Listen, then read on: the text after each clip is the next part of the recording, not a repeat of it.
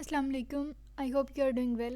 So today we are going to discuss that how can you get good CGPA in Maths 101, that is Calculus and Analytical Geometry. So अगर आपने FSC में जो है वो maths पढ़ी है inter में, then it will be easy for you to get good marks in this subject.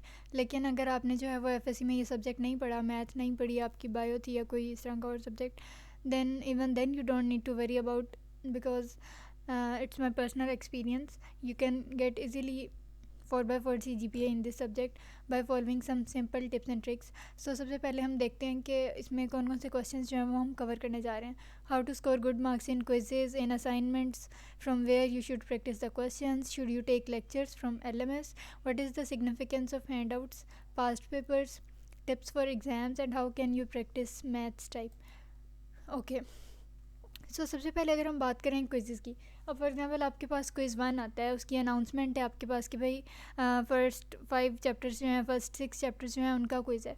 तो अगर आपने अपना कॉन्सेप्ट क्लियर किया हुआ है, नो मैटर द फैक्ट कि आपने किसी वेब गूगल की वेबसाइट से किया है, आपने किसी बुक से किया है, आपने यूनिवर्सिटी के लेक्चर से किया है, या आपने किसी यूट्यूब चैनल से किया है, कहीं से भी अगर आपने कॉन्सेप्ट क्लियर किया हुआ है ना अपने चैप्टर्स का, तो मैथ्स के जितने भी क्विजेज़ हैं ना इस MTH 101 के, वो इजीली आपके बहुत अच्छे सॉल्व हो जाएंगे और लाइक 10 आउट ऑफ 10 इजीली आपके आ जाएंगे. आपने सिर्फ करना क्या है, you have to clear the concept. अब वो कॉन्सेप्ट क्लियर कैसे करना है, we will discuss in detail. अच्छा, अब नेक्स्ट आपकी बात आ गई असाइनमेंट्स की. अच्छा, अब असाइनमेंट्स का क्या है कि एक तो ये कि अगर आपने चैप्टर साथ साथ मैथ्स के कवर किए हैं तो असाइनमेंट्स हो जाएंगी इजीली सॉल्व. अच्छा, अब असाइनमेंट का सोल्यूशन तो ऐसे सब स्टूडेंट्स का ऑफ कोर्स मैथ सब्जेक्ट है तो सबका सेम ही होना है, लेकिन असाइनमेंट्स से हमें एक प्लस पॉइंट स्टूडेंट्स को क्या मिल सकता है कि जब आपकी मैथ की कोई असाइनमेंट आ रही है तो ट्राई करें कि वो कहीं से कॉपी पेस्ट ना करें. मतलब सोल्यूशन तो नो डाउट सबका सेम ही होता है, राउंड अबाउट 90% तो सेम ही होता है, बस थोड़ा बहुत सिंटेक्स का या इस तरह से फ़र्क हो जाता है.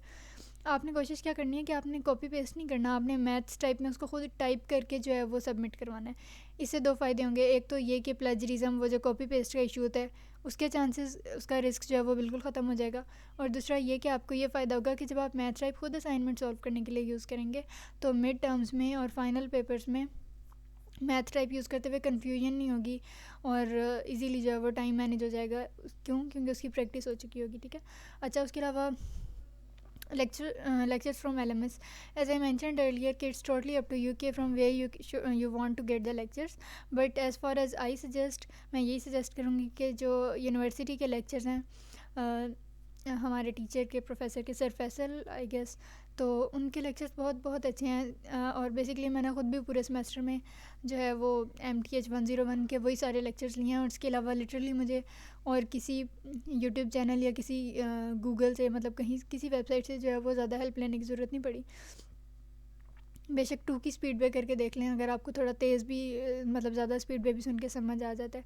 1.5 पे कर लें, मतलब अगर ज़्यादा टाइम नहीं है आपके पास तो उसकी स्पीड तेज़ करके सुन लें, लेकिन सारे कॉन्सेप्ट जो हैं वो आपके इजीली वहाँ से क्लियर हो जाएंगे. तो ऐसे यूनिवर्सिटी की तरफ से तो कंपलसरी नहीं है कि आपने वहाँ से लेक्चर्स लेने हैं तो टिक मार्क होगा, अदरवाइज़ नहीं होगा. तो MTH का ये वाला हिसाब नहीं है, लेकिन फिर भी हमने क्योंकि अपने कॉन्सेप्ट क्लियर करने हैं तो आई विल सजेस्ट कि जो यूनिवर्सिटी के लेक्चर्स हैं उनको ज़रूर एक बार गो थ्रू करें. ओके, उसके बाद handouts of MTH 101. As I told you कि यूनिवर्सिटी के लेक्चर्स लें. अब आपने जब यूनिवर्सिटी के लेक्चर्स ले लिए हैं तो in the mean time like साथ साथ ही फॉर एग्जांपल या फिर immediately after taking the lecture from university आपने क्या करना है कि फ़ौरन हैंड आउट्स में जाके उस चैप्टर की एक बार रीडिंग कर लेनी है. ठीक है.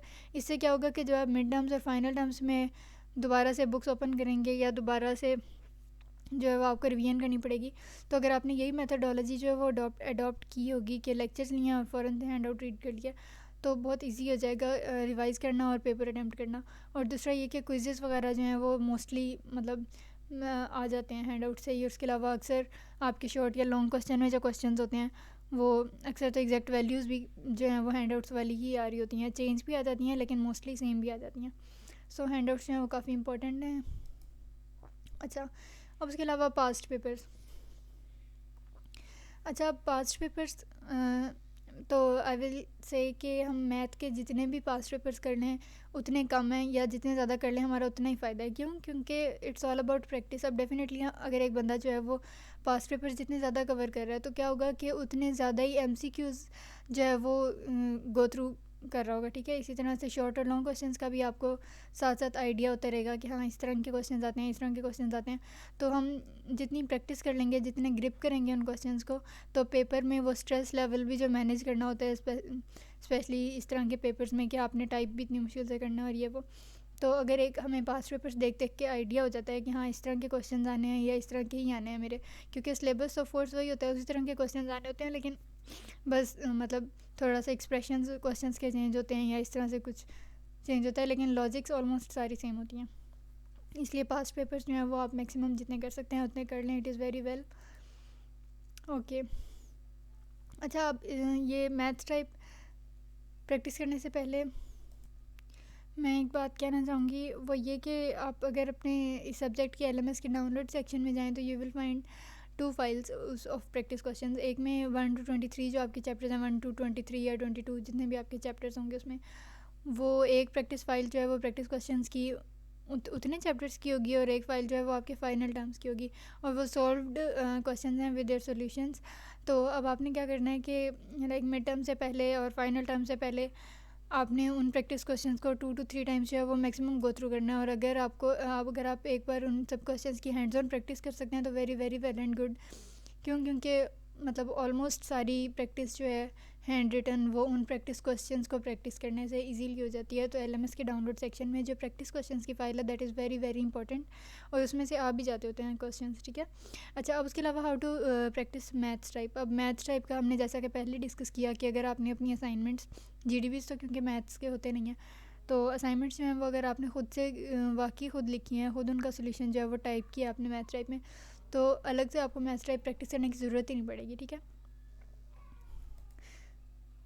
अच्छा जी, अब लास्ट हमारे पास टॉपिक है टिप्स फॉर एग्ज़ाम। अब सबसे पहले एग्ज़ाम्स में, चाहे वो आपके मिड टर्म्स हों या वो चाहे आपके फाइनल्स हों, आपने क्या करना है कि मैथ्स टाइप में डेफिनेटली क्योंकि सारे क्वेश्चंस जो हैं वो सॉल्व करने हैं, सबसे पहले जो रफ शीट वहाँ कैंपस में प्रोवाइड की जाती है, अगर कोई एक क्वेश्चन आपने लाइक सॉल्व करना है, ठीक है, तो अब आपने क्या करना है, मैथ्स टाइप पे टाइप करने से डायरेक्टली पहले आपने उस रफ शीट पे, उस रफ पेपर पे आपने उसको पेन से जो है वो सारा एक बार सॉल्व कर लेना है, ठीक है।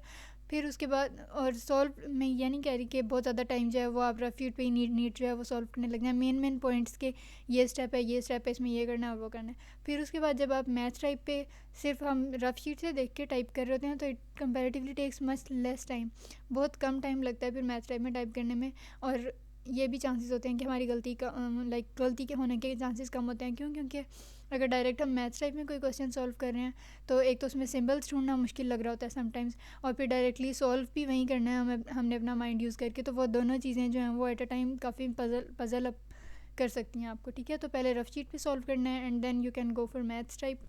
और इसके अलावा ऑब्जेक्टिव MCQs जो हैं इसके वो हाफ जो हैं वो हैंड आउट से आ जाते हैं, पास्ट पेपर्स में भी क्योंकि हैंड आउट से ही आए होते हैं, तो आप पास्ट पेपर से तैयार कर लें या हैंड आउट से कर लें।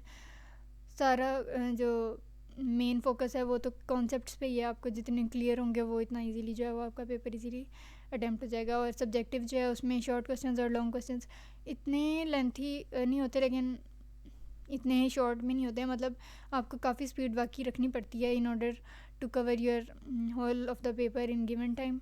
और अगर हम स्लो लाइक इतना मैथ्स के पेपर में टाइम नहीं होता कि हम पहले बैठ के 10 मिनट सोच लें कि इसका क्या सोल्यूशन बनना है, उसमें बस लाइक जस्ट गो वाली ऑप्शन होती है कि बस आ गया पेपर तो बस जल्दी जल्दी रफ पेपर पे करना है। और मैथ्स टाइप पे तो इसमें आपको थिंक ओवर करने का ज़्यादा टाइम नहीं मिलेगा, इसलिए ट्राई करें कि इसकी प्रिपरेशन आप पहले से ही अच्छी रखें ताकि ना पेपर में कंफ्यूज होना पड़े, और जब कंफ्यूज नहीं होंगे तो पेपर भी इंशाल्लाह अच्छा होगा। So that was all about maths.